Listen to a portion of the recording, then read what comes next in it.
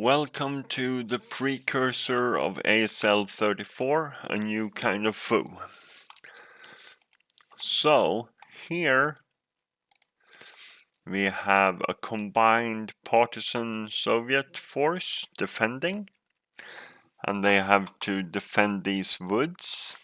What the Germans need to do here is to amass casualty victory points, and they need a 25 total of victory points or more, of course. They have plenty of partisans against them. The Germans amass casualty victory points, and they also receive 2 victory points for each hex that contains one of these one squad foxholes. Not foxholes that is possibly dug during the game, but these original ones. And the setup instruction for those foxholes is they have to set up in a hex numbered 5 or more on this board. So somewhere in this area. Not the backfield, so to speak. They also have to be in different lettered hex rows. So you cannot have one there and one there. And they have to be more than or equal to 3 hexes away from any other foxhole when they set up. Okay, so partisans have an ELR 3. They may not deploy, they may not participate in multi-location fire group, and they are using Soviet support weapons as if inexperienced, so the breakdown go down by 1. One should also note that partisans are always stealthy, and that is actually the only rule that actually is written in the rule book. Whoops, not intended.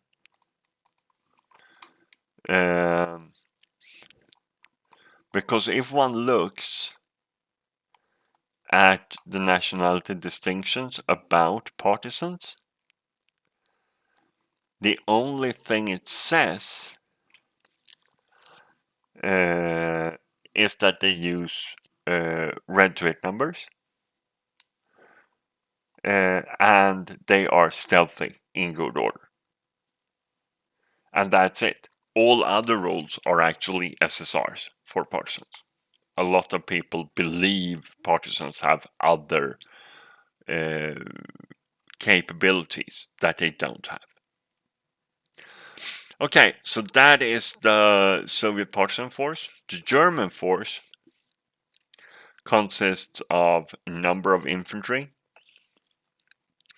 They of course need to take those foxholes to get an edge, and then to seek out and destroy the Soviet partisan force.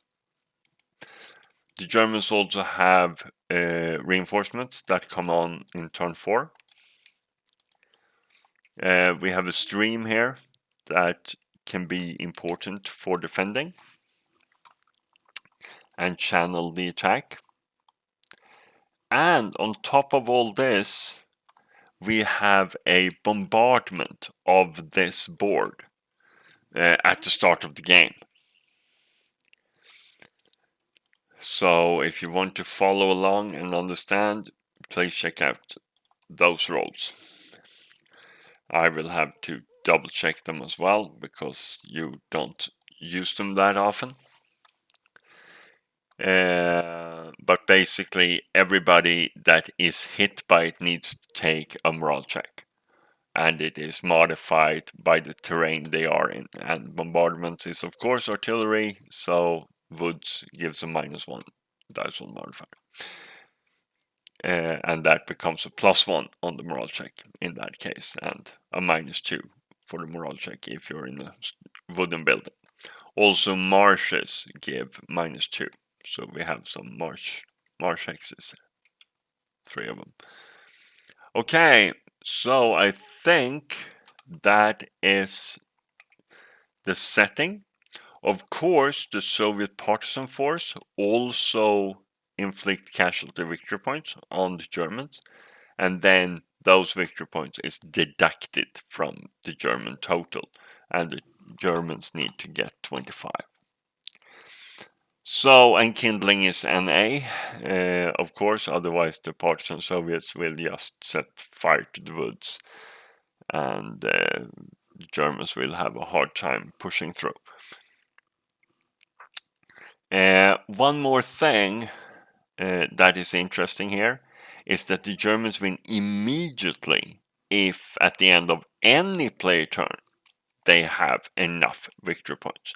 That is one thing that you should look out for in scenarios if it is immediate victory conditions and when that immediately kicks into play.